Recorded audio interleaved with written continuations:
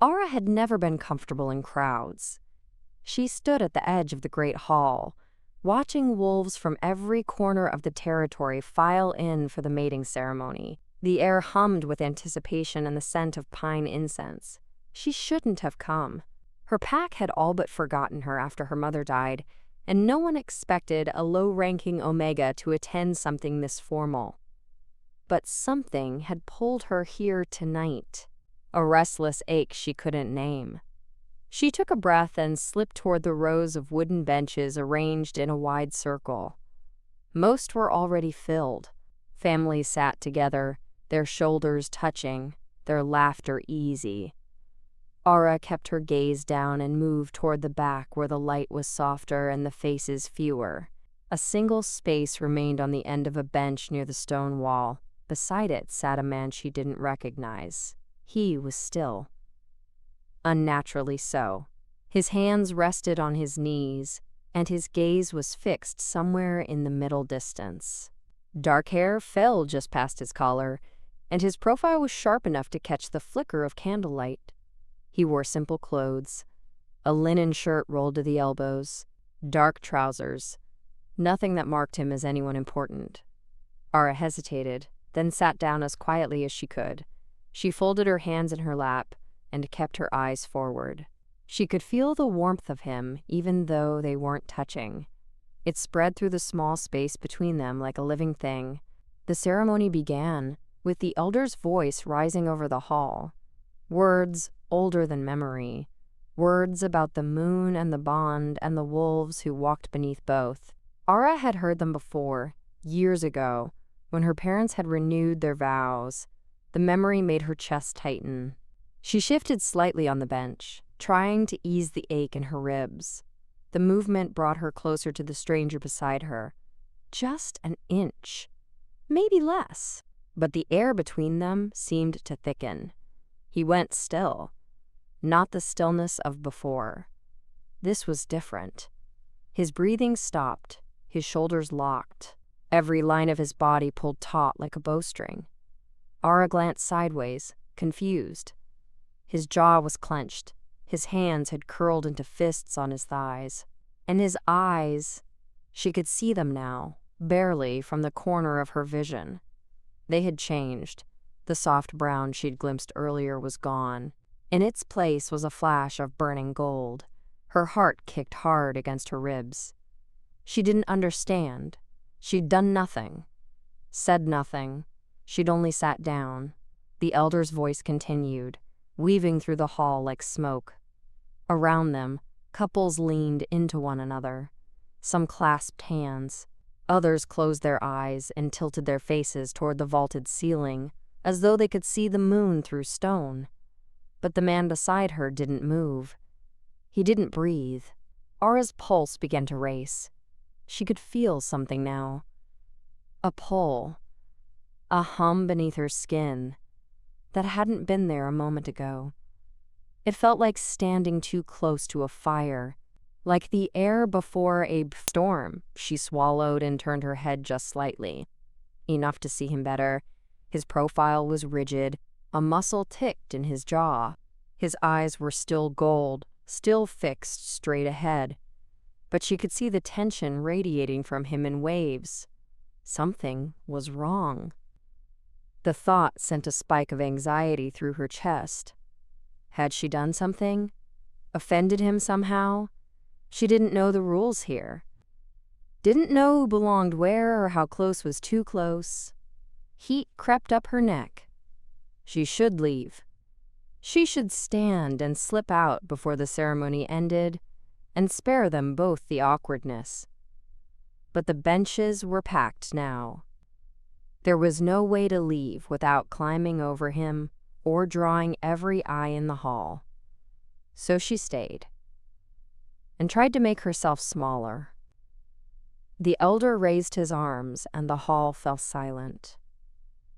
The final words of the ritual hung in the air, soft and sacred. Then the room exhaled. Voices rose again.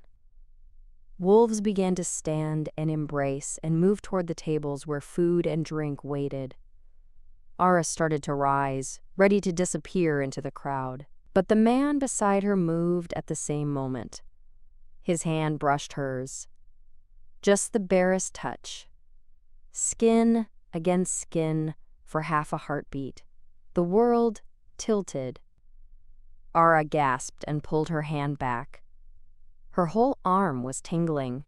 The hum beneath her skin roared into something bigger, something she couldn't name. She looked up at him, wide-eyed, and for the first time their gazes met fully. Gold. Still gold. But not angry. Not cold. Intense. Focused. Hungry in a way that made her breath catch. He stared at her like he was trying to memorize her face, like she was the only person left in the hall. His lips parted as though he might speak, but no sound came. Ara's throat went dry. She didn't know what to say, didn't know what had just happened. But every instinct in her body was screaming at her to run or stay or do something. Before we go further, if stories like this pull at something in your chest, please subscribe. You won't want to miss what happens next. Ara took a shaky step back, her shoulder brushing the edge of the bench. She needed air. Needed space to think, but his gaze held hers, and she couldn't seem to look away. He blinked. Once. Slowly. And when his eyes opened again, the gold had faded back to brown. Soft. Human. Almost careful. He cleared his throat. His voice, when it finally came, was low and rough, like he hadn't used it in hours. "I'm sorry," he said. Ara blinked. "What? If I startled you?" He straightened slightly, and she realized just how tall he was. Broad-shouldered. Solid. But his posture had gentled. "I didn't mean to." She shook her head quickly. "No, I'm the one who should apologize. I sat too close. I didn't realize." She trailed off, uncertain what she was even apologizing for. He frowned. Just a slight crease between his brows. "You didn't do anything wrong." The words were quiet. Steady. But there was something underneath them. Something that made her pulse skip again. Around them, wolves were laughing and talking and moving toward the doors. The ceremony was over. People were leaving. Ara should leave too. But her feet wouldn't move. The man watched her for another moment, then took a slow breath. He seemed to be wrestling with something, some decision she couldn't see. Then he spoke again, and his voice was softer this time, almost hesitant. "Would you let me walk you out?" Ara's heart stumbled. She should say no, should thank him politely, and slip away into the night. She didn't know him, didn't know why her whole body was still humming like a plucked string. But when she opened her mouth, what came out was, yes. His shoulders dropped just slightly. Relief. She could see it in the way his jaw unclenched, in the way his hands finally relaxed at his sides. He gestured toward the wide stone archway that led to the outer hall. "After you." Ara moved past him, hyper-aware of the space between them, of the way the air seemed to shift when he followed. She could feel him behind her, not touching, not close, but there, present in a way that made her skin prickle. They walked in silence through the archway and into the quieter corridor beyond. The noise of the hall faded behind them. Here, the only sound was the soft echo of their footsteps on stone. Ara glanced sideways at him. He was watching the path ahead, but his expression was distant, focused inward, like he was listening to something only he could hear. She wanted to ask what had happened, why his eyes had changed, why the air between them still felt charged, but the words stuck in her throat. So she walked, and he walked beside her, and neither of them said a word. The corridor stretched ahead of them, lit by oil lamps set into alcoves along the walls. Their warm light made the stone glow amber. Aura could hear her own breathing. She could hear his, too, steady and controlled, though she sensed the effort it took. He cleared his throat softly. The sound broke the silence but didn't shatter it. When he spoke, his voice was careful, measured. "Do you come to these ceremonies often?" Aura blinked. The question was so ordinary, so polite. It felt strange after everything that had just passed between them, but maybe that was what he needed, a way back to solid ground. "No," she said quietly. "This was my first in a long time." He glanced at her, just a flicker of attention before his eyes returned to the path. "What brought you tonight?" She hesitated. How could she explain the restlessness that had pulled her from her small room at the edge of the territory? The feeling that if she didn't come, she would miss something she couldn't afford to lose? "I don't know," she admitted. "I just felt like I should be here." His steps slowed. Not enough to stop, but enough that she noticed. When she looked up at him, his expression had softened. There was something in his eyes now, something that looked almost like wonder. "I'm glad you came," he said. The words were simple, but the weight behind them was anything but. Aura's throat tightened. She looked away, focusing on the corridor ahead. They were nearing the outer doors now. She could see moonlight spilling through the narrow windows set high in the wall. "What about you?" she asked, needing to fill the space between them with something. Anything. "Do you attend often?" He was quiet for a moment. Then, "I'm required to." The phrasing was odd. Required. Not expected. Not invited. Required. Aura frowned. "Why?" His jaw tensed. She saw the muscle jump beneath his skin. "My position," he said carefully. "It's expected of me." She wanted to ask what position. Wanted to know who he was, and why his presence at a mating ceremony would be anything more than a choice. But something in his tone warned her not to push. Not yet. So instead she said, "That sounds lonely." He stopped walking.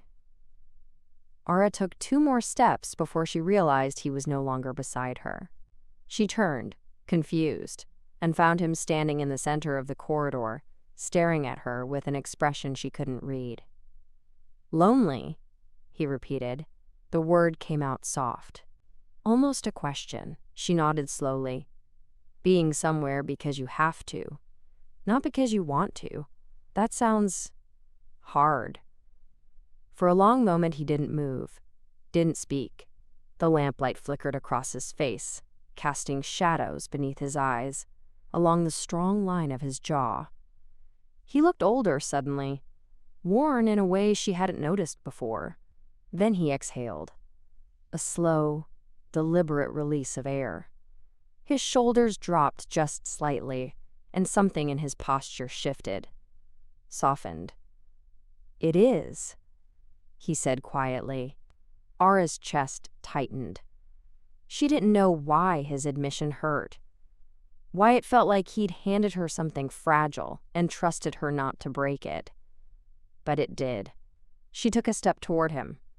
Not close, just enough to narrow the space, to let him know she was listening. "I'm sorry," she said. His mouth curved, just barely. Not quite a smile, but something in the same family. "You apologize a lot." Heat crept up her neck. "I don't mean to." "I know." He tilted his head slightly, studying her. "But you don't need to. Not with me." The words settled over her like a blanket. Warm. Unexpected. She didn't know what to do with them. They stood there in the quiet corridor, the sounds of the celebration distant now, muffled by stone and distance. Aura could still feel the pull between them, that invisible thread that had snapped taut the moment she'd sat beside him. It hadn't faded, hadn't weakened. If anything, it felt stronger now, more insistent. She swallowed. What happened back there? His expression shifted. Guarded now. Careful. What do you mean? In the hall, she said. When I sat down, you changed. He looked away. His hands flexed at his sides, then stilled. I didn't mean to frighten you. I wasn't frightened, she said. Then, more honestly, not exactly. His gaze snapped back to hers. Sharp now, focused. Then what were you? Ara hesitated. She didn't have words for what she'd felt. Confused, dizzy, drawn to him in a way that made no sense and every sense at once. I don't know, she whispered. Something flickered across his face. Relief, maybe, or recognition. He took a slow breath, and when he spoke again, his voice was lower, rougher. I felt you, he said. Ara's heart kicked hard. What? Your scent. When you sat down. His jaw worked. It hit me, all at once, like nothing I've ever... He trailed off, but she understood. She'd felt it too, that sudden awareness, that pull.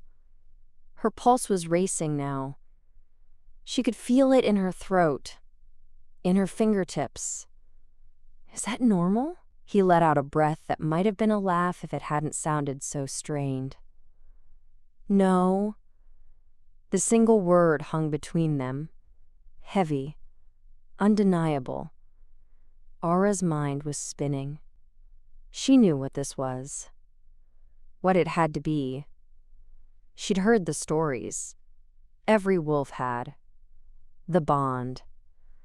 The mating pull. The thing that happened when two people were meant to find each other. But it didn't happen like this. Not to someone like her. Not with a stranger in a crowded hall. I don't understand, she said quietly. Neither do I. He took a step closer, then another. His movements were slow, deliberate. Like he was afraid she might bolt if he moved too quickly. But I can't let you leave without knowing. He stopped. His hands curled into fists again. She could see him fighting something. Some instinct or impulse she couldn't name. Knowing what? She prompted. His eyes met hers. Brown again. But there was still that hint of gold beneath. Waiting. Watching. If you felt it too. Ara's breath caught. She wanted to lie. To say no and walk away, and pretend this night had never happened. It would be safer. Easier. She didn't know this man. Didn't know what it would mean to admit the truth, but she'd never been good at lying. I did, she whispered. The tension in his shoulders released all at once. His eyes closed briefly, and when they opened again, there was something raw in them. Something vulnerable. Thank the moon, he breathed. Ara's chest ached. She didn't know what happened now. Didn't know what came next. The bond was supposed to be a gift, a blessing. But it felt complicated. Fragile, like something that could shatter if either of them moved wrong. What do we do? She asked. He looked at her for a long moment. Then, slowly, he reached out. His hand hovered in the air between them. An offering. A question. We talk, he said quietly. If you're willing. Ara stared at his hand. At the scarred knuckles and the broad palm, and the fingers that were steady, even though she could see the tension still running through him. She should say no. Should walk away before this became something she couldn't take back. But the pull was still there. still humming beneath her skin. And she wanted to know. Needed to know. She placed her hand in his. His fingers closed around hers. Warm, firm, gentle. And the world settled. Just a little. Just enough. He exhaled slowly. Then, still holding her hand, he gestured toward the end of the corridor, where a smaller door stood half open. Moonlight spilled through the gap. "There's a garden," he said, quieter than this. "Would you walk with me a little longer?" Ara looked at their joined hands, at the way his thumb had come to rest against her wrist, right over her pulse. He had to feel it racing, had to know how uncertain she still was. But he didn't let go, didn't push. He just waited. And after a moment, Ara nodded. They stepped through the doorway into the night. The garden was smaller than Ara had expected. A courtyard, really, enclosed by stone walls covered in climbing vines. Moonlight poured down through the open sky, turning everything silver and shadow. A fountain stood in the center, its water whispering over smooth stone. The air smelled of jasmine and night-blooming flowers she couldn't name. He led her along a gravel path that curved around the fountain. Their footsteps crunched softly. He still held her hand, and she was grateful for it. The touch anchored her, kept her from floating away on the strangeness of this night. When they reached a stone bench tucked beneath an arbor, he stopped. He looked at her, a question in his eyes, and she nodded. They sat together, leaving a careful space between them. But he didn't release her hand. For a long moment, neither of them spoke. The fountain filled the silence. The night wrapped around them, cool and gentle. Then he turned toward her slightly, and his thumb moved against her wrist. A slow, absent stroke that sent warmth up her arm. "Tell me about your pack," he said quietly. Ara blinked. Of all the things she'd expected him to ask, that wasn't one of them. "My pack? Where you come from, who you are." His voice was steady, but she could hear the need beneath it, the hunger to know. "I want to understand." She looked down at their joined hands. Her fingers looked so small against his. Pale and unmarked, while his were scarred and strong. "There's not much to tell," she said.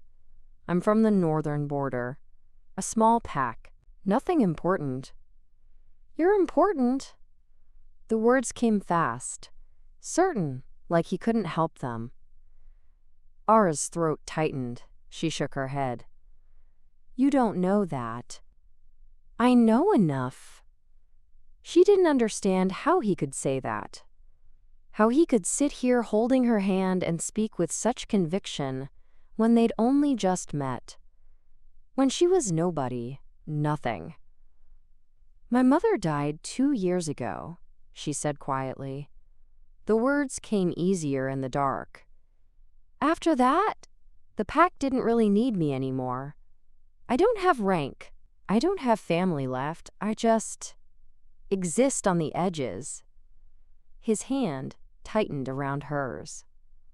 Not painfully, just firmly. Grounding. "That's why you came tonight," he said. Not a question. "An understanding." Ara nodded. "I thought maybe I'd feel like I belonged somewhere, even just for a few hours." He was quiet for a moment. When she glanced up at him, his jaw was tight again. His eyes were focused on the fountain, but she could tell he wasn't really seeing it. "And do you?" he asked. "Feel like you belong?" She didn't know how to answer that. An hour ago, she would have said no. Would have said she'd made a mistake coming here. But now, "I don't know," she whispered. He turned to look at her then. The moonlight caught in his eyes, making them gleam. Brown with that thread of gold running through, like embers banked but not extinguished. "I grew up alone too," he said. Ara's breath caught. She hadn't expected that, hadn't expected him to offer anything of himself. Not without family, he continued, but isolated. My life was decided before I was old enough to understand what that meant. Every choice made for me, every path laid out. His mouth curved, but it wasn't quite a smile. I learned early that belonging and loneliness aren't opposites. You can have one and still feel the other. She understood that, understood it so deeply it hurt. Is that why you're here? She asked. Because you have to be? Yes. He paused. Then, quieter. And no. She frowned. I don't understand. He looked at their hands again, at the way his fingers had laced through hers, without either of them noticing. When he spoke, his voice was careful, like he was testing each word before he released it. I came because it was expected, but I stayed in that hall longer than I needed to. I sat in the back because I didn't want to be seen, didn't want to perform. He met her eyes. And then you sat beside me and everything shifted. Ara's heart was racing again. She could feel the pulse of it in her throat, in her temples. I don't know what this is, she said. I don't know what it means. Neither do I. His thumb moved against her wrist again. Slow, steady. But I know I wasn't looking for it, and I know it found me anyway. The words hung between them, fragile and true. Ara took a shaky breath. Do you have someone? A mate? Someone waiting? She needed to know, needed to understand if this pole she felt was going to shatter into something impossible. His eyes darkened. No, no one. Relief flooded through her so fast it made her dizzy. She hadn't realized how much she'd needed to hear that. I came alone too, she said softly. Something in his expression shifted, eased, like a door unlocking. Then we're the same. Are we? He studied her for a long moment. Then he lifted his free hand and gestured vaguely at himself, at the simple clothes and the quiet demeanor. Right now? In this moment? Yes. There was something underneath those words. Something he wasn't saying. But Ara didn't push. Not yet. The night felt too delicate. Too new. What do you do? She asked instead. You said you were required to be here. That sounds formal. His jaw tensed. She saw the hesitation flicker across his face, the debate happening behind his eyes. I serve the crown, he said finally. Ara nodded slowly. That explained some of it. Service meant obligation, meant duty. That must be hard. It is. He paused. Then, almost reluctantly, but it's all I've known. She wanted to ask more, wanted to know what kind of service, what role. But before she could, footsteps echoed across the courtyard. They both turned. A man appeared in the archway. Older, with silver threading through his dark hair and the bearing of someone used to authority. He wore formal robes, and his expression was tight with urgency. He stopped when he saw them. His gaze flicked from Ara to the man beside her, and his eyes widened just slightly. Your Majesty, he said, his voice carefully neutral. The council is waiting. The world tilted. Ara went cold all over. She stared at the man in the archway, at the way he'd bowed his head just slightly, at the title he'd used so easily. Your Majesty? She turned slowly toward the man beside her, the one still holding her hand, the one who'd said he served the crown. He wasn't looking at her. He was looking at the council member, and his expression had gone carefully blank. "I'll be there shortly," he said quietly. The council member hesitated. Then he nodded and disappeared back through the arch. Silence fell over the garden like a weight. Ara pulled her hand free. The loss of contact felt like tearing. But she couldn't think. Couldn't breathe. Her mind was spinning too fast.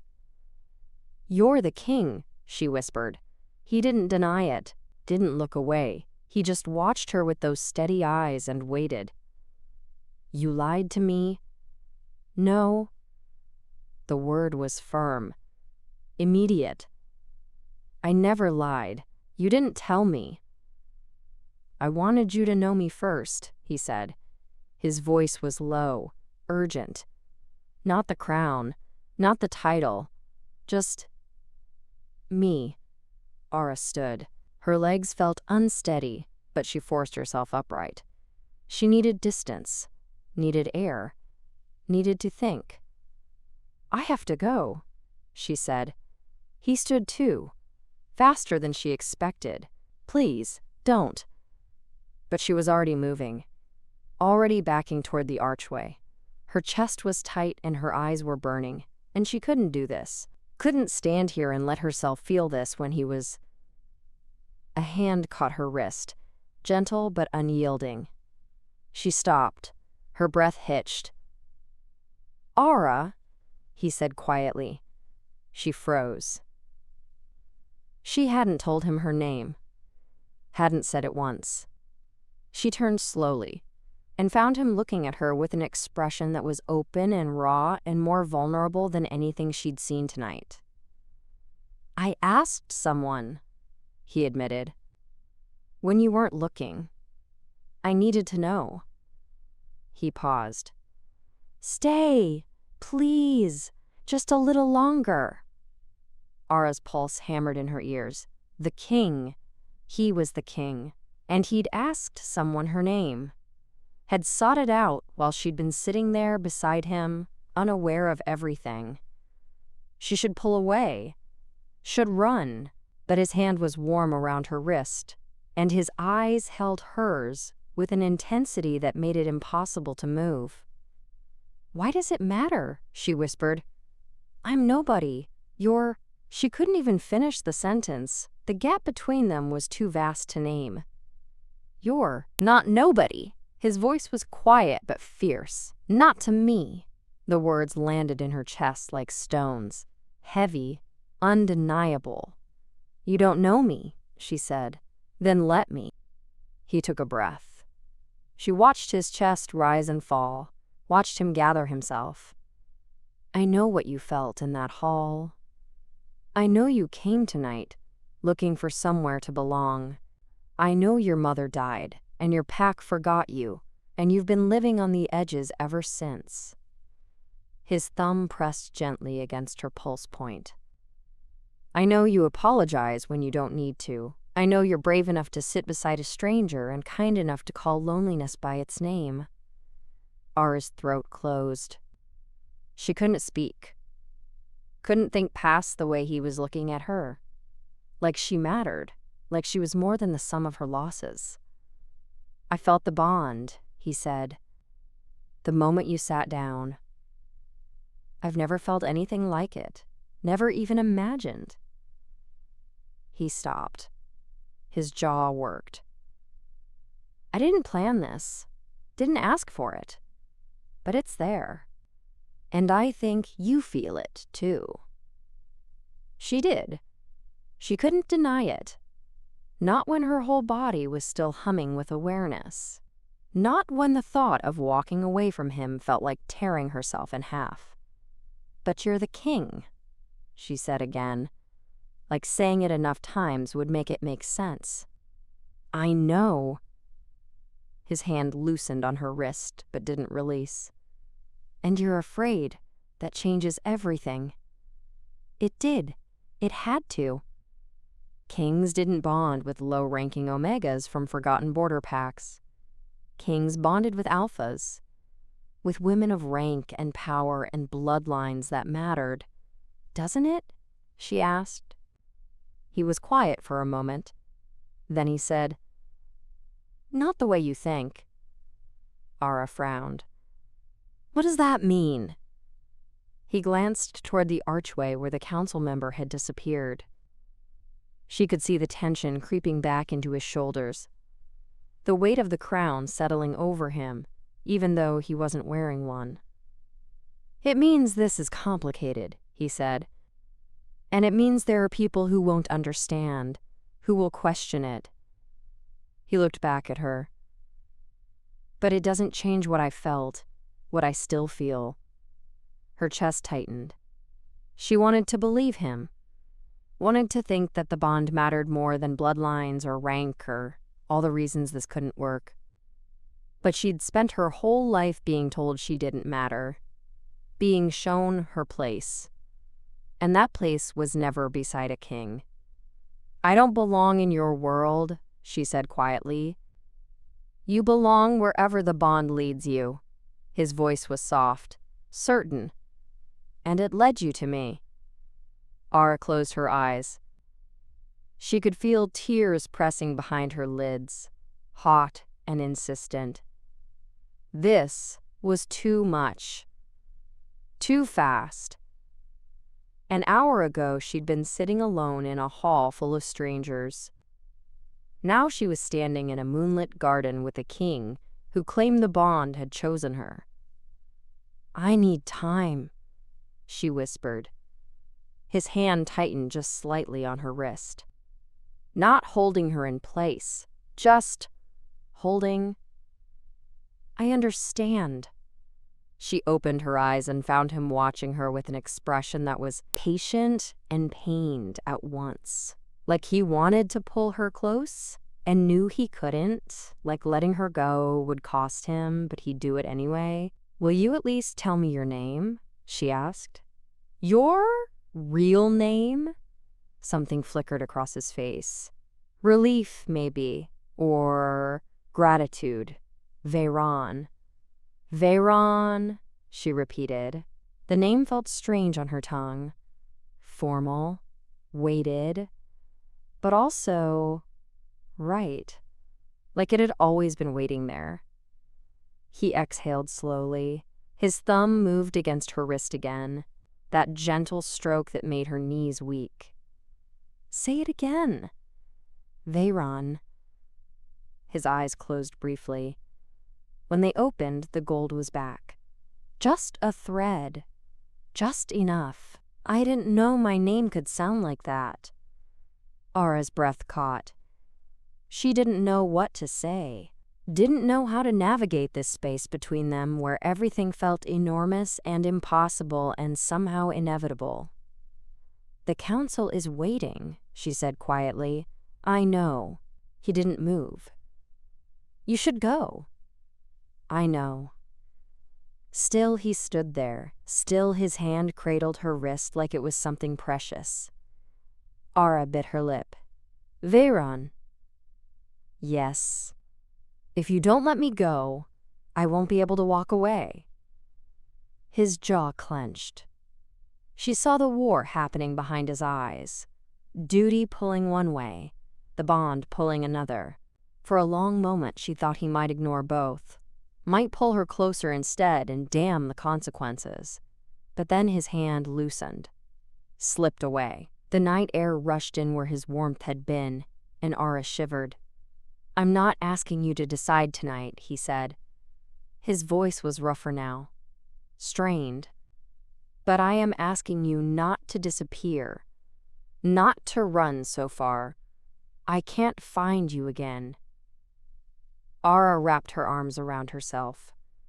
The loss of his touch left her feeling unsteady, unmoored. Where would I go? I don't know. His hands flexed at his sides. But I've learned that fear makes people do things they don't want to do. And you're afraid. He was right. She was terrified. Of the bond. Of what it meant. Of the impossibility of a future she'd never dared imagine. What do you want me to do? She asked. He took a step back, then another, putting distance between them even though she could see how much it cost him. Go home. Think. Let this settle. He paused. And then, if you're willing, come back.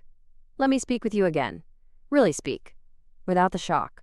Without the ceremony. Just you and me and the truth. Ara's throat ached. When? Whenever you're ready. His eyes held hers, steady despite everything. I'll wait. What if I'm never ready? Pain flashed across his face, sharp and undeniable, but his voice stayed calm.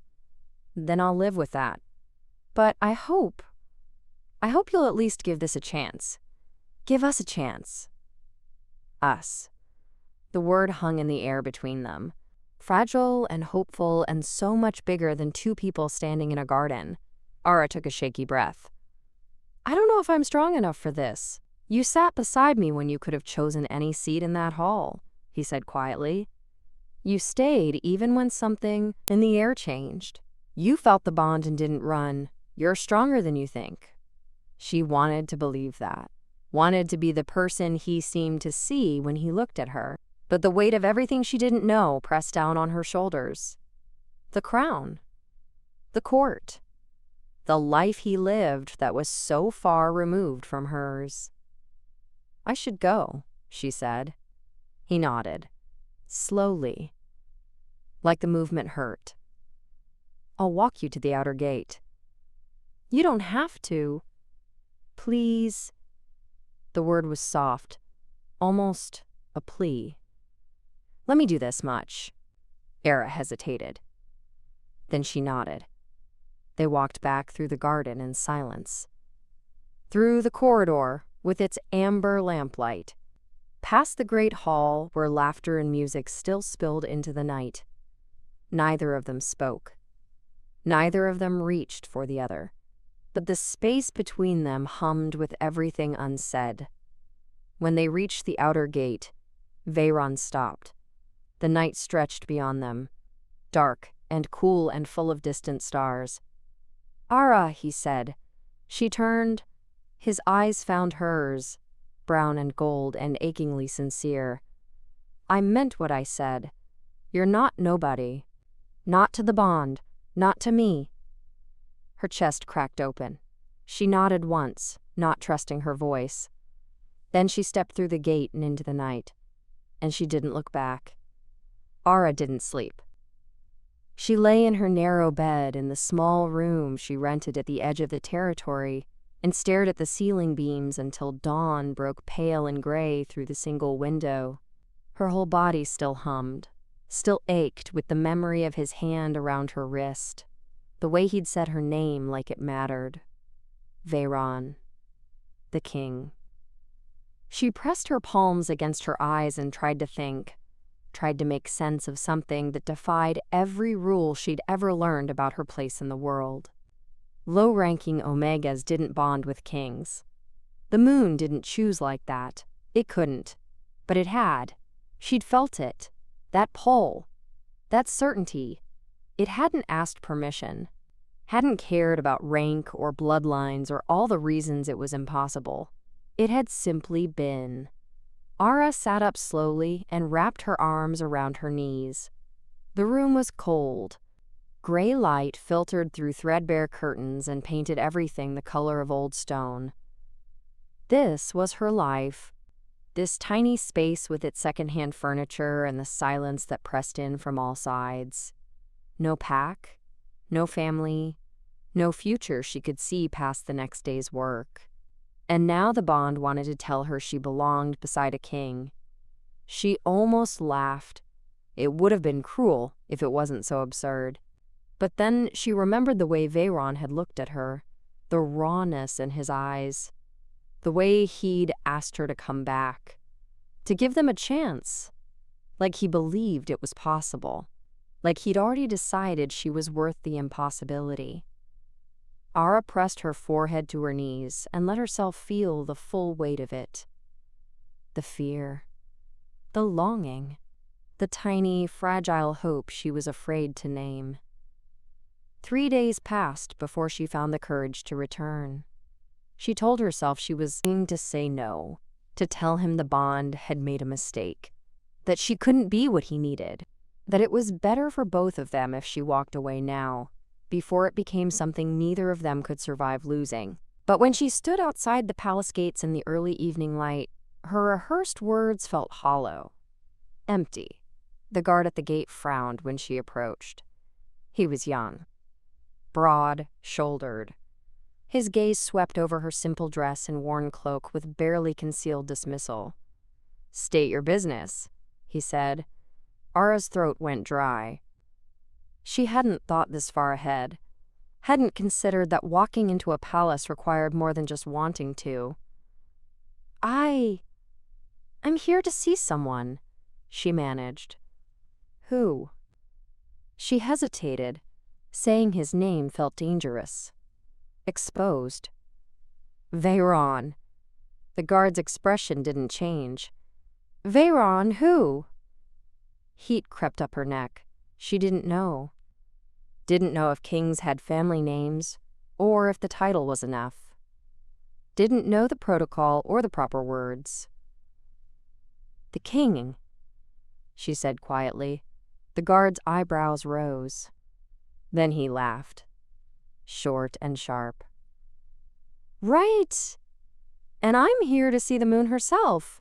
Move along." Ara's chest tightened. She should have known. Should have realized she couldn't just walk up and ask to see him like they were equals, like she had any right to his time. "I'm telling the truth," she said. Her voice came out smaller than she wanted. He asked me to come back." "Sure he did." The guard's tone was bored now, dismissive. "Look, I don't know what you think you're playing at, but the king doesn't take visitors without appointment. Especially not—" He trailed off, but the meaning was clear. "Especially not someone like you." Ara's face burned. She took a step back. This had been a mistake. She should never have come. Should have stayed in her small room and let the bond fade into something she could learn to live without. She turned to go. "Wait." The voice came from behind the guard. Deep. Familiar. Ara's heart kicked hard against her ribs. She turned back slowly. Veyron stood in the shadow of the gate. He wore formal clothes now. Dark trousers and a fitted jacket with silver fastenings. His hair was pulled back, and there was a circlet of dark metal across his brow that caught the fading light. He looked every inch the king. Untouchable, remote. But his eyes were the same. Brown and gold and fixed on her with an intensity that made her knees weak. The guard's face had gone pale. He stepped aside immediately, his head bowed.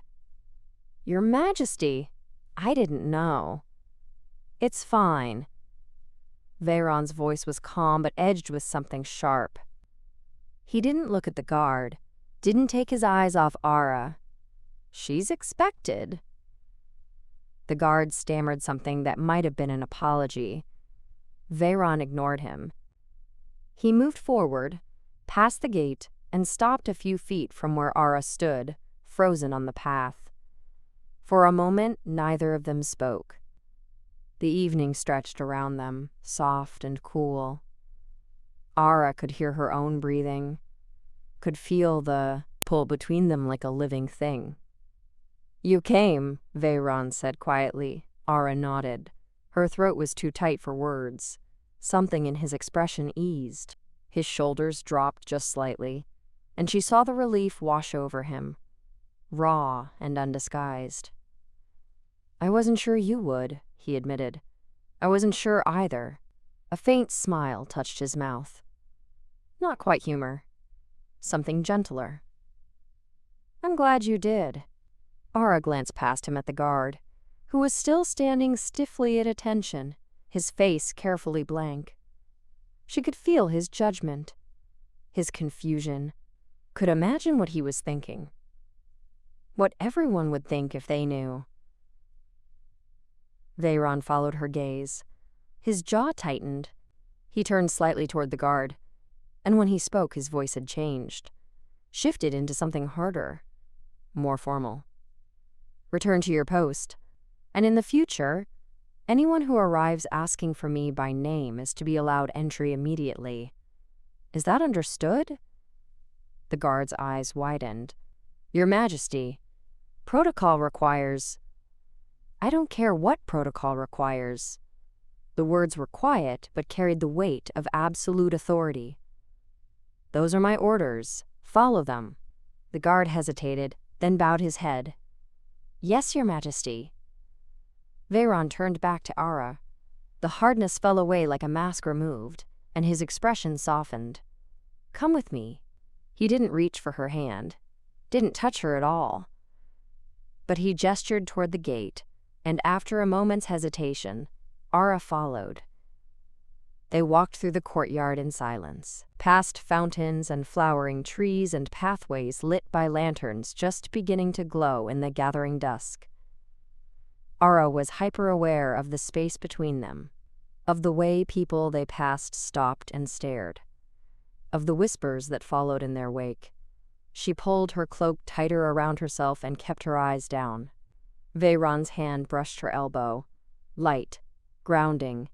Ignore them. They're staring. I know. His voice was steady. But their opinions don't matter. Ara glanced up at him. He was looking straight ahead, his profile calm despite the attention. Like he'd learned long ago how to move through a world that watched his every step. Doesn't it bother you? She asked quietly. Yes. The admission was immediate, honest. But I'm used to it. That made her chest ache. Used to it. Like being watched and judged was just another weight he carried. Another cost of the crown. They turned down a quieter path that led away from the main courtyard. The noise faded behind them. The air grew cooler. Ara could smell jasmine again, night-blooming flowers opening to the moon. When they reached a smaller door set into the wall, Veyron stopped. He looked at her, and something in his gaze made her breath catch. I need to ask you something, he said, and I need you to answer honestly. Ara nodded slowly. Are you here because you want to be? Or because you think you have to be?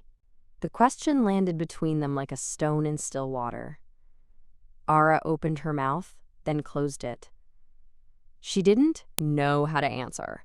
Didn't know she could separate wanting from obligation, from the pull of the bond that made the choice feel like no choice at all. I don't know, she whispered. Pain flickered across his face, but he nodded. That's honest. Thank you. He reached for the door handle, then paused. When he spoke again, his voice was softer, almost hesitant. I asked you here because I want to talk. Really talk. No more half-truths or careful words. Just us. He met her eyes. But if that's not what you want, you can leave. Right now. No judgment. No obligation. The bond doesn't give me the right to keep you here if you don't want to stay. Ara's throat tightened. She looked at the door, at the path behind her that led back to the gate, back to her small room and her quiet life and the safety of not hoping for things she couldn't have. Then she looked at Veyron, at the way he was watching her with patience and pain and something that looked like hope despite everything. The bond hummed between them, insistent, undeniable. Open the door, she said quietly. His eyes closed briefly. When they opened again, relief and something deeper shone through. He pushed the door open and gestured for her to enter. Ara stepped through into a corridor lit by soft amber light, and behind her, she heard the quiet click of the door closing, sealing them into whatever came next. The corridor stretched ahead of them, narrow and quiet. Ara could hear the faint echo of their footsteps on stone, could feel the weight of the door closed behind them, shutting out the world beyond. Veyron walked beside her, close but not touching. The space between them hummed with awareness, with possibility, with everything they hadn't yet said. They passed several doors, all closed. The amber lamplight painted shadows along the walls. Ara's pulse was racing. She didn't know where he was taking her, didn't know what would happen when they stopped walking. He slowed near the end of the corridor. A single door stood slightly apart from the others. Darker wood, iron hinges, no decoration or marker to indicate what lay beyond. Veyron stopped and turned to face her. His expression was careful, open. "These are my private chambers," he said quietly. "No guards inside, no one listening, just us." Ara's breath caught. The intimacy of what he was offering landed heavy in her chest. Not just a conversation, trust, vulnerability. The parts of himself he didn't show the world beyond. "You don't have to come in," he continued. "We can talk anywhere. The garden again if you'd prefer. Or the outer hall. Whatever makes you comfortable." She should say the garden. Should choose the safer option. The public one, where there were witnesses and boundaries and no chance of this becoming something she couldn't take back. But she'd spent 3 days thinking. 3 days weighing fear against hope.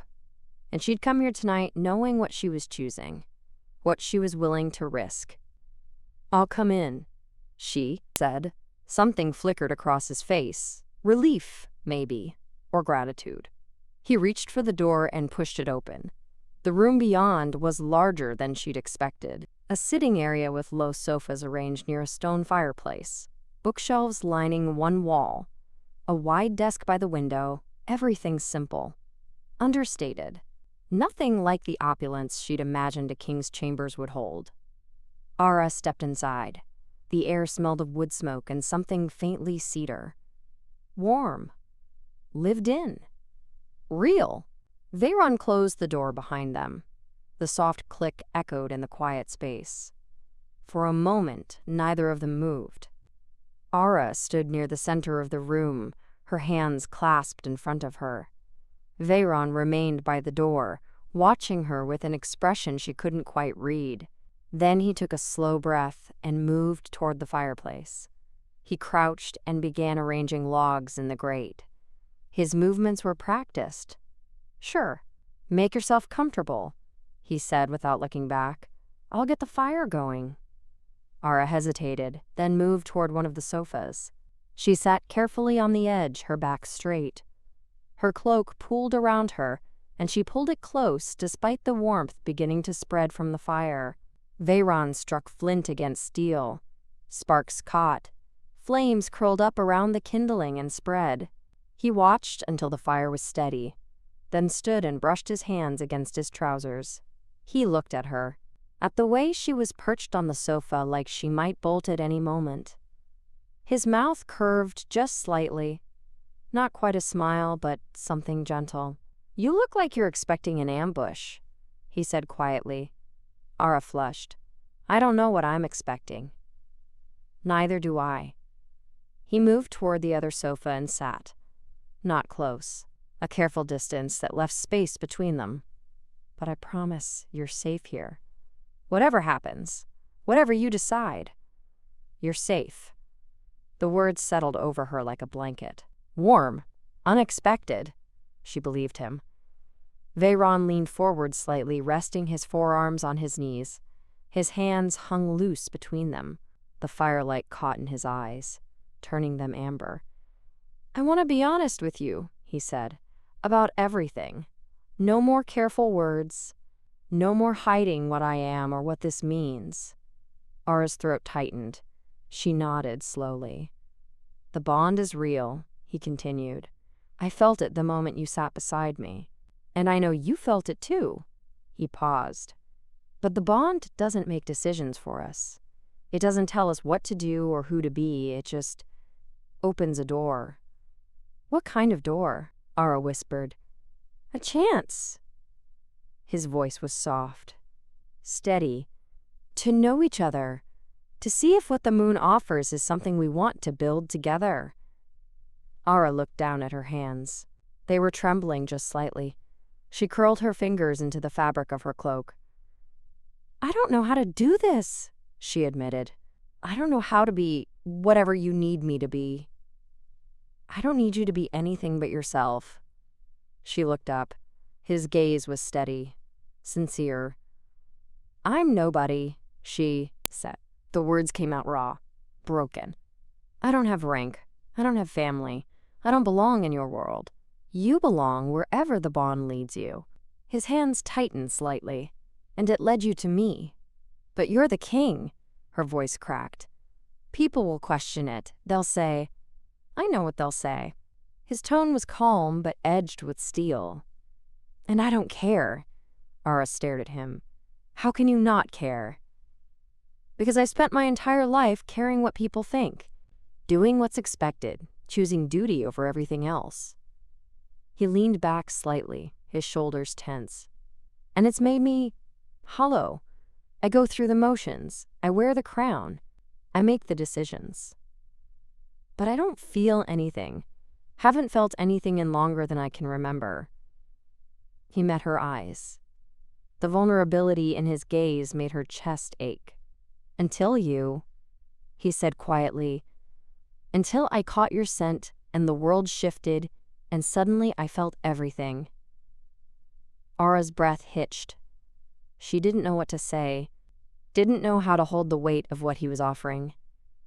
I'm not asking you to decide tonight, Veyron continued. I'm not asking you to commit to something you don't understand yet. I'm just asking for time, for a chance to know you, to let you know me. He paused. When he spoke again, his voice was softer, almost hesitant. I want to explore this bond, see where it leads. Not because I have to, not because the moon demands it, but because when I look at you, I feel hope. And I haven't felt that in a very long time. Ara's eyes burned. She blinked hard against the tears pressing behind her lids. What if I can't be what you need? She whispered. Then we'll figure that out together. His voice was steady, certain. But I don't think that's what will happen. I think the bond knew exactly what it was doing when it brought you to me. Ara took a shaky breath. The fire crackled softly in the silence. Warmth spread through the room, chasing away the evening chill. She thought about the last 3 days. The sleepless nights. The fear. The longing. The way her whole body had ached, with the memory of his hand around her wrist. She thought about her small room. Her quiet life. The loneliness that had become so familiar she'd stopped noticing it. And she thought about the way Veyron looked at her, like she mattered, like she was more than the sum of her losses. I'm afraid, she said quietly. So am I. She looked up, surprised. He smiled faintly. I'm afraid of what this means, he admitted, of what it will cost, of whether I can protect you from the things that come with being tied to a king. His jaw tightened. But I'm more afraid of letting you walk away and spending the rest of my life wondering what we could have been. Ara's chest cracked open. She could feel the bond humming between them. Insistent. Undeniable. Asking her to take a leap she'd never imagined herself brave enough to make. I want to try, she whispered. Veyron went still. His eyes searched hers, looking for doubt, for hesitation. You're sure? He asked. No. The word came out honest. Raw. But I want to be. Something in his expression shifted, softened. The tension in his shoulders eased, and he exhaled slowly.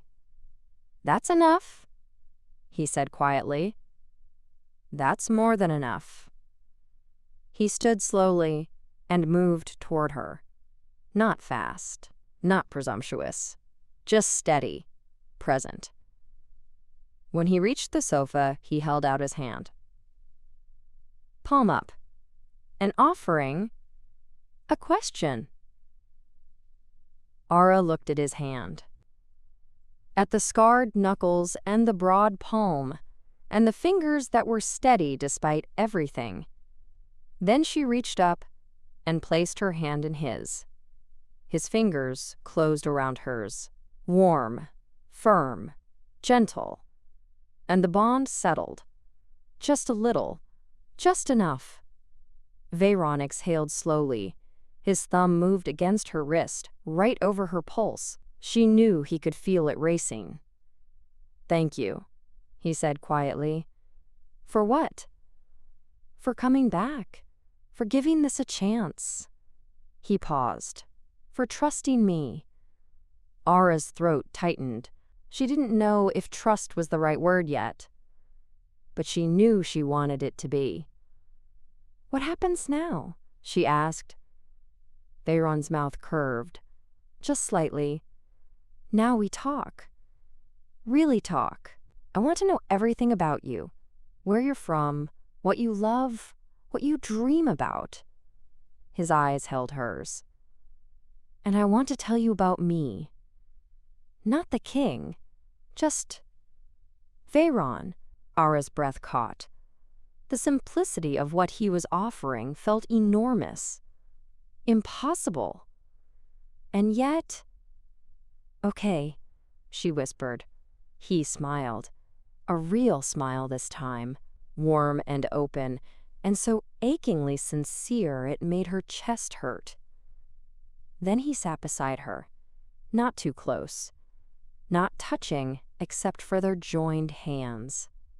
And as the fire crackled and the night settled around them, they began.